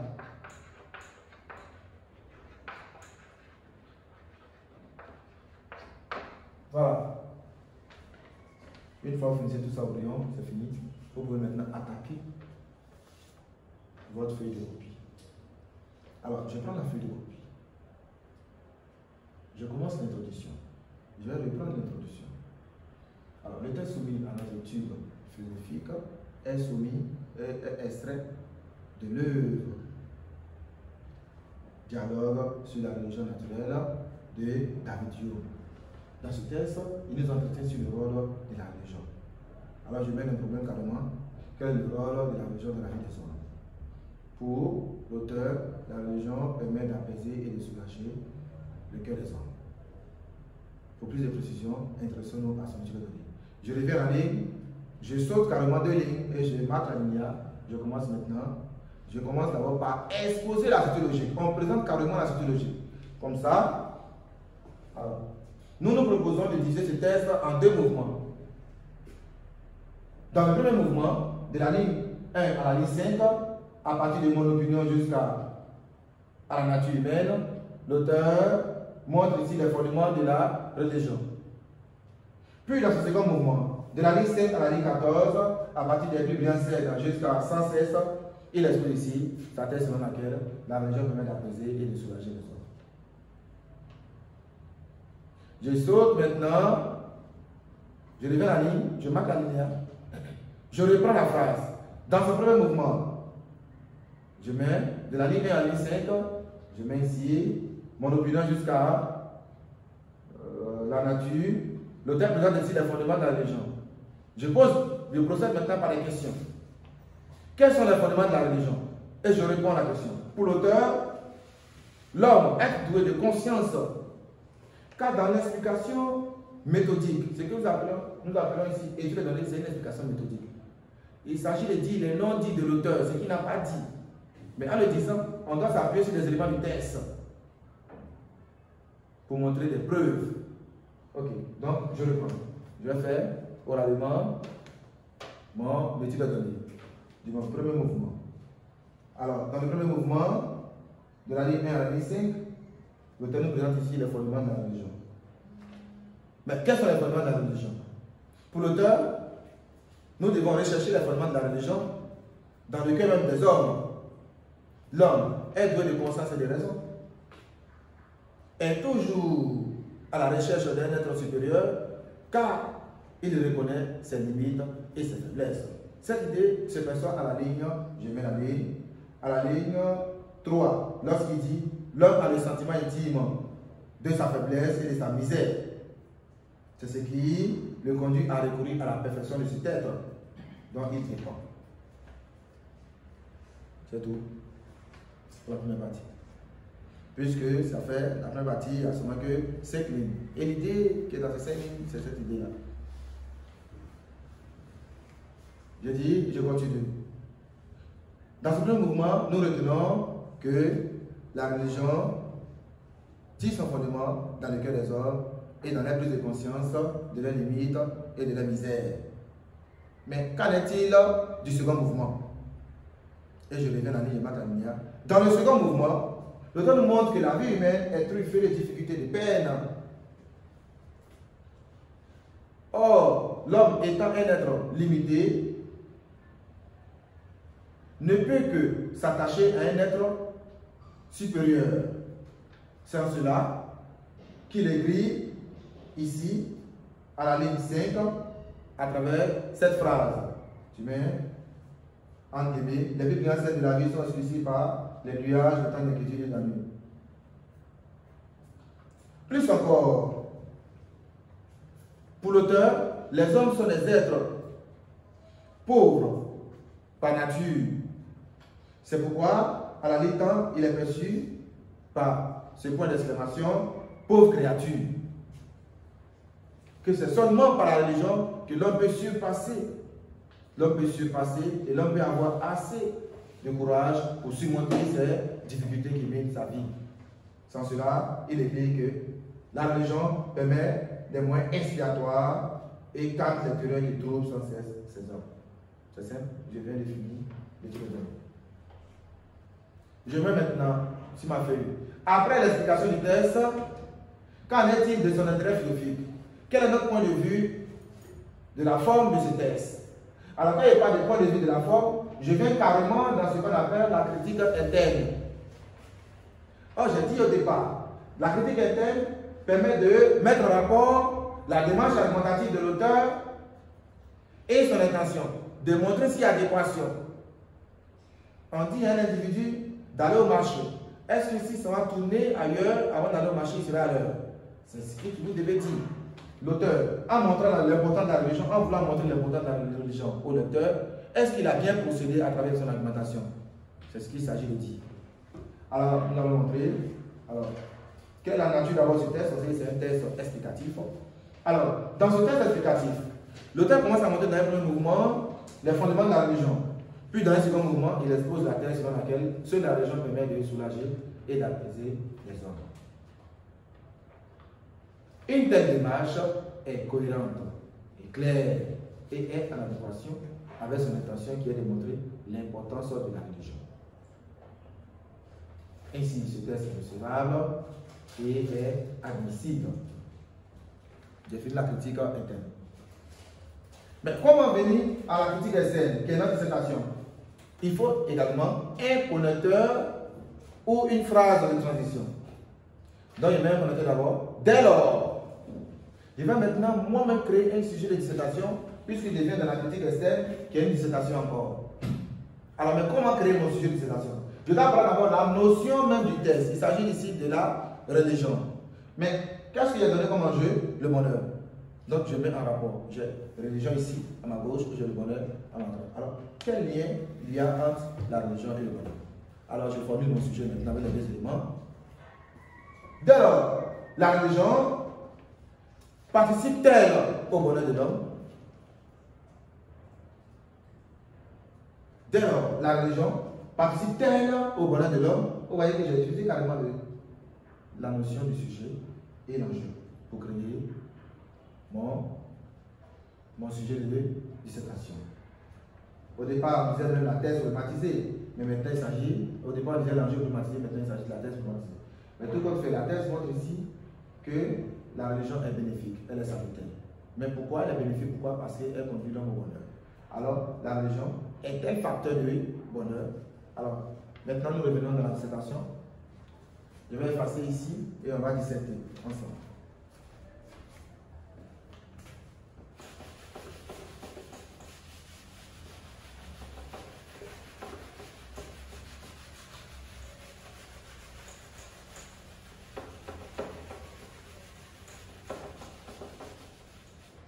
Alors, je mets ici, oublions, la critique externe. Voilà, je mets H1. L'H1, c'est la position de mon auteur.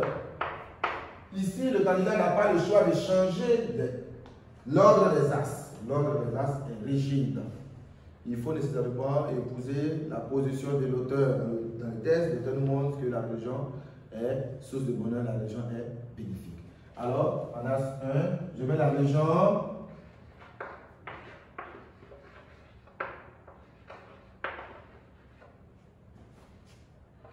considérée comme facteur du bonheur.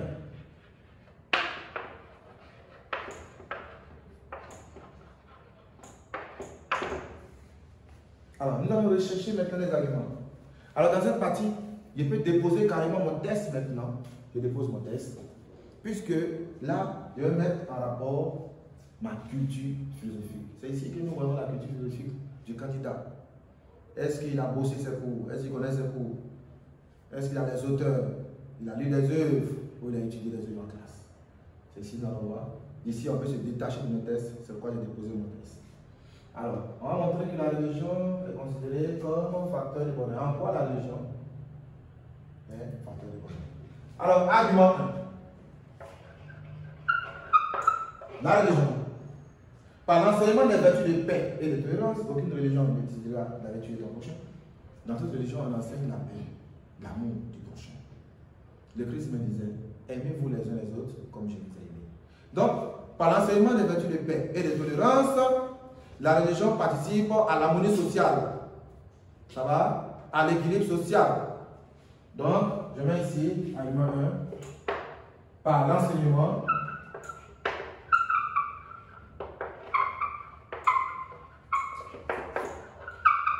des vertus de paix et de tolérance,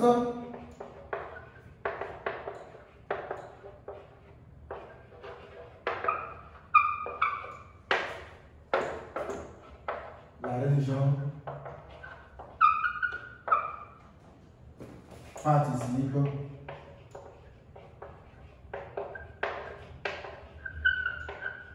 à l'harmonie sociale. Voilà, à l'harmonie sociale.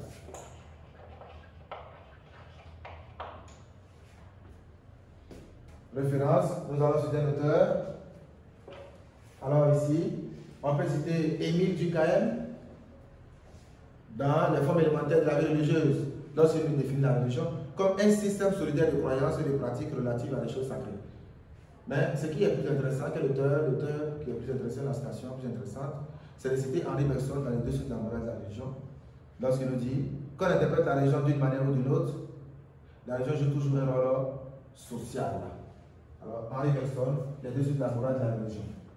Je mets référence, alors je vais effacer ici, pour que ça soit bien visible.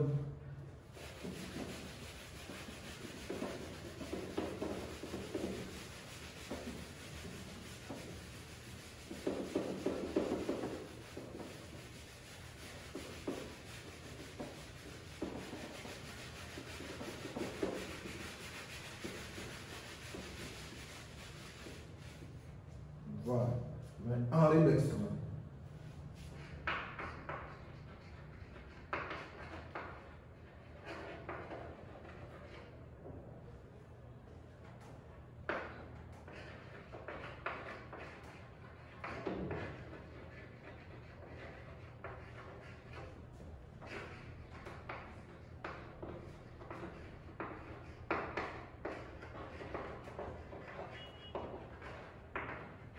Souligner le la morale de la religion écrit.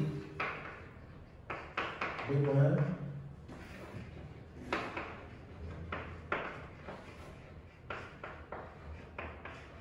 Quand on interprète la religion,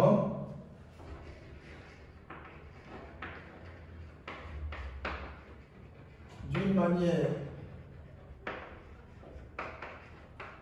à une autre, effet est indiscutable.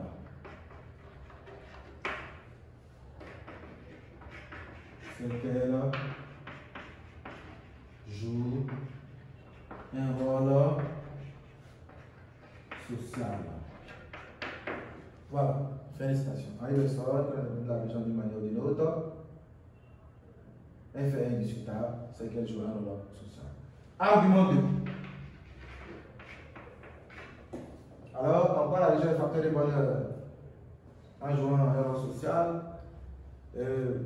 incite à l'amour du prochain, ce qui crée entre les hommes la solidarité, l'assistance dans les périodes difficiles, ce qui favorise ainsi leur bonheur. Alors, argument 2, nous avons dit que la religion même est source de justice. Alors, quand j'entends ces passages, rendez à César ce qui appartient à César, ça prouve que la religion même veut vraiment l'équité entre les hommes, l'égalité. C'est cela. Alors, la religion est source de justice. Par la crainte de Dieu, l'homme fuit son penchant animal, sa bestialité, sa sauvagerie, sa violence qu'il a envers les autres. Maintenant, il va se comporter comme un être purement moral, ayant la crainte de Dieu. Dans la religion,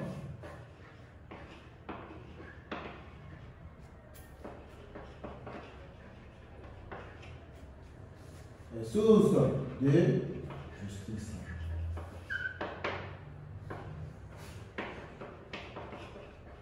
C'est par la crainte de Dieu,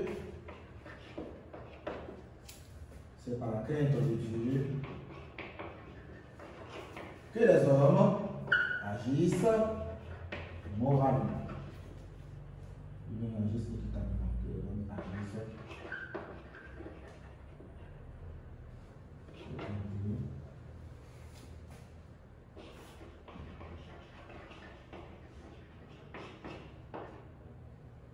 Alors, référence ici.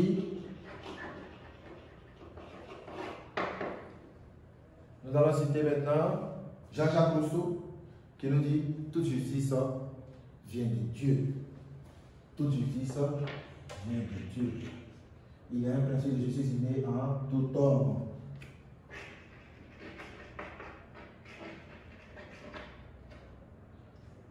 Toute justice vient de Dieu. Et c'est du contrat social, l'œuvre majeure de Rousseau. Toute justice vient de Dieu. Même un enfant a la notion de la justice. Par moment, nous entendons, non, papa, c'est pas juste, c'est une expression. C'est parce qu'ils ont l'idée de justice qui est innée en eux. C'est le signe du Créateur dans sa créature. L'homme est un être de justice, et cette justice-là, il reconnaît cette justice-là en Dieu. Alors, c'est ce que j'ai dit au départ. Nous sommes dans la critique externe. C'est une minute d'intervention. Il faut seulement deux arguments, deux auteurs. Alors, nous soutenons, nous épousons la thèse de l'auteur avec deux arguments qui montrent que, effectivement, la religion est source de bonheur. Alors, nous venons maintenant à la transition. Nous allons montrer que la religion est un moment nuisible et est à la base même des souffrances des hommes. Je vais passer ici, je vais mettre.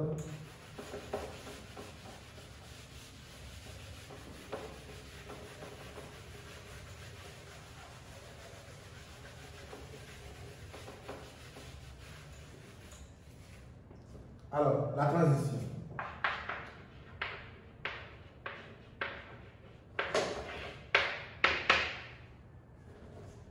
Alors, transition, nous retenons effectivement que la religion est facteur de bonheur, mais doit-on rester toujours sur le caractère bénéfique de la religion? Autrement dit, la religion n'est-elle pas par moment dangereuse, voire même nuisible pour l'homme? Donc, à l'âge de maintenant, je vais inscrire la religion est un frein au bonheur.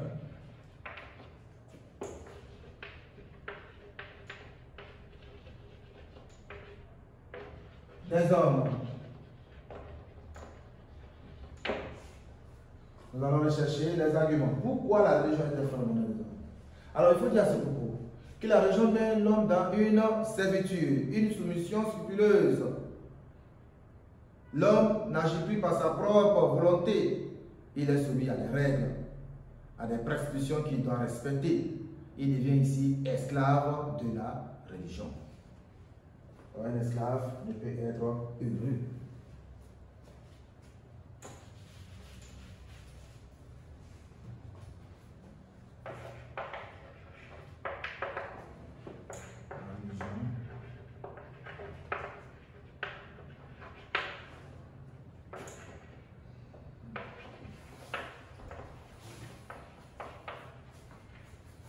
Une servitude, une soumission. Dans laquelle il perd la notion de la liberté.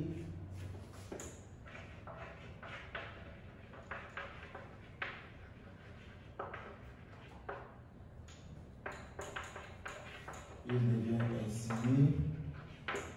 esclave de la religion.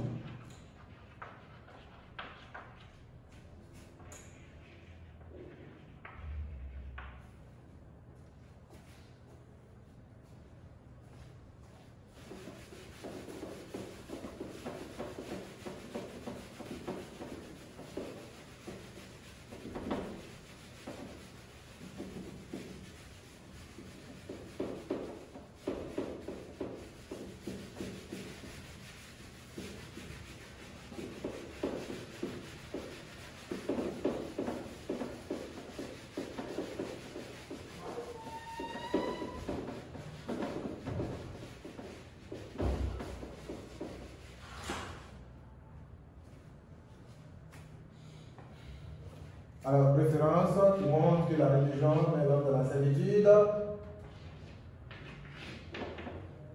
Nous allons prendre l'anarchiste Michael Bakounine. Alors, Bakounine, dans l'œuvre intitulée Dieu et l'État. Dieu et l'État. Et sur l'œuvre, il écrit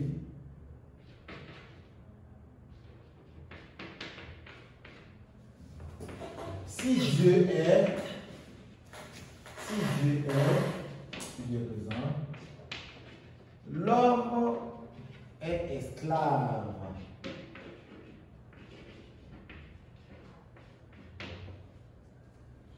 Il y a un auteur du nom de Feuerbach. Lorsqu'il écrit également, en épousant, si on veut enchaîner cette idée, Feuerbach écrit encore dans l'essence du christianisme que l'aliénation majeure est l'idée de Dieu dont les hommes sont privés de leur liberté. Vous pouvez citer ici feuillage. Nous allons citer Bakounine, c'est facile à retenir. Bakounine, Dieu est l'État, si Dieu est, l'homme est esclave. Argument 2.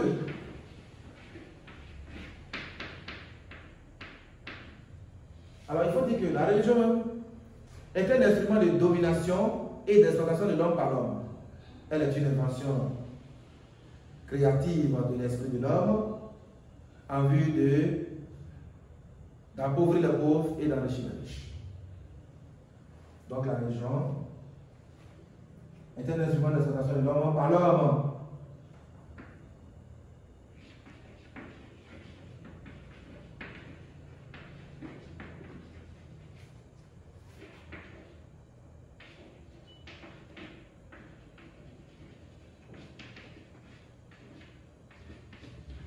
Domination et l'exploitation de l'homme par l'homme.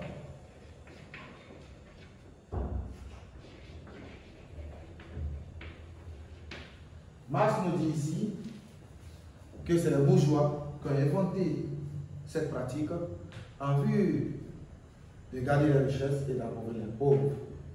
Car ils sont heureux,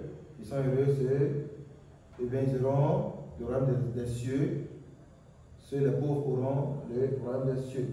Alors, ici, nous allons illustrer avec l'auteur, avec Karl Marx lui-même, puisque c'est le de Marx. Karl Marx.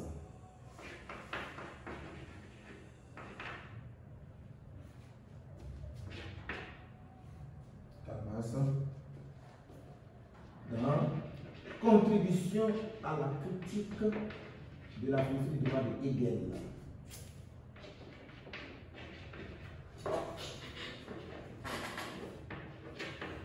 Contribution à la critique de la philosophie du droit de Hegel.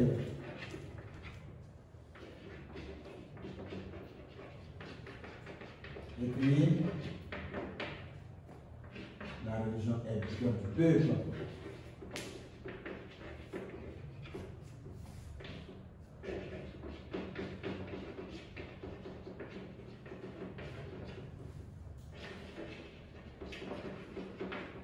Voilà. Vous pouvez continuer. Ok. Alors, dans la critique esthétique, c'est une mini-dissertation. Il s'agit d'abord, en essayant de soutenir la thèse de l'auteur avec d'autres auteurs qui partagent la même idée. Donc, comme Hume nous montre dans l'œuvre, dialogue sur la religion naturelle, que la religion est bénéfique, est partie au bonheur. C'est pourquoi nous avons utilisé ici Henri Besson, qui nous montre que la religion participe à l'équilibre social, à la paix entre les hommes, à l'amour du prochain. Car la religion nous enseigne les vertus de paix et de tolérance. Ok. On a pris un argument 2, que la religion même, l'argument 2, on a fait l'argument 2, que la religion est source de justice, avec ce genre de propos, rendez à César ce qui appartient à César. Elle permet aux hommes de connaître la notion de la justice et d'agir conformément aux lois et aux prescriptions divines, qui sont favorables même au bien-être des hommes. C'est pourquoi on a cité ici Rousseau, dans le contrat social, lorsqu'il nous dit que toute justice vient de Dieu. Voilà. Il y a un principe inné de justice en tout homme. Rousseau. Alors, on a fait la transition, nous sommes venus à l'as 2. Il s'agit de montrer ici les aspects négatifs de la religion. Et nous avons pris comme argument 1 que la religion même est un instrument de domination et d'exploitation de l'homme par l'homme. La religion est le fruit créatif d'un homme en vue de dominer et d'exploiter les autres. Alors, Karl Marx écrit dans Contribution à la critique de l'économie, à la critique de la philosophie du droit de Hegel, que la religion, ici, est le bien du peuple. Et on a montré en argument 2 que la religion incite les hommes à s'entretuer. Il faut dire l'amour démesuré de la religion, qu'on appelle le fanatisme religieux, est cassé l'intolérance et met en péril l'harmonie sociale. Lorsque je rencontre une personne qui ne partage pas ma religion, j'ai en vrai et en réalité un mépris pour celui-ci. Je trouve que cette personne-là est impure et cette personne est sale. Alors, ça crée ici une rupture entre nous. Alors, ce docteur, même le curé Jean Meslier, écrit la société complète, que la religion est la source funeste de trouver les divisions internes parmi les hommes. Alors, ça fait deux auteurs, deux arguments par les différents grands axes d'analyse. Donc, ici, on a fini avec la critique et c'est dans une citation. Nous parvenons maintenant à notre conclusion. Alors, une fois que j'ai fini la critique externe, c'est que j'ai fini le développement. Je saute deux lignes et je reviens détacher une conclusion. Donc, en guise de conclusion, nous retenons, après cette étude philosophique, que la religion est par moments bénéfique pour l'homme car elle participe à son bonheur, mais à y voir de près, elle apparaît comme une activité nuisible et liberticide. Pour notre part, nous avons notre point de vue maintenant, la religion est salutaire et bénéfique pour l'humanité. Alors, une fois finissé comme ça, vous avez fini carrément votre exercice. Vous voyez que le commentaire, le test est très très facile. Je vous encourage à faire ainsi, à travailler beaucoup, puisqu'il ne nous reste plus assez de jours. Alors, vous partez refaire, vous partez essayer, et vous prenez le test, vous appliquez la même technique, et c'est la mesure que vous serez à l'aise dans le commentaire. Bonne chance à vous, c'était M. Premier.